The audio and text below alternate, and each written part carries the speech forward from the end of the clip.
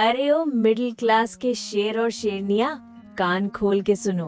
एक 9 साल का नन्हा सा बच्चा हाथ से आईफोन फिसला और जड़ाम 1.5 लाख का फोन टुकड़े टुकड़े हो गया।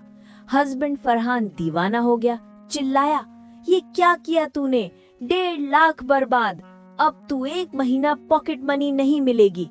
बच्चा रो पड़ा, घर में टेंशन फुल स्पीड। लेकिन बीवी नंबर 4 फरी मुस्कुराई और बोली, फरहान गुस्सा मत करो, ये गलती नहीं, बड़ा मौका है। 15 दिन बाद घर में नए से भी बेहतर आईफोन आया। फरहान का मुंह खुला का खुला रह गया। ये फोन कहाँ से आया? फरी ने हंस के बच्चे को आगे किया, ये लो, हमारा छोटे शेफ अहमद का कमाल। यूट्यूब चैनल शुरू किया, कुकिंग वीडियोस डाले, 15 दिन में 2 लाख रुपए कमा लिए। फरहान शॉक, आंखों में आंसू। बेटा सॉरी, मैं गलत था। फरी ने हस्बैंड को गले लगाया और बोली, गलतियां नहीं होती, मौके होते हैं, बस उन्हें पहचानना आता है।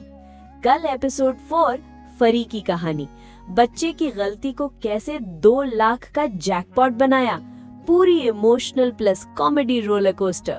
7 दिन 7 बीवी एपिसोड 4 कल शाम 8 बजे शार्प फुल एपिसोड।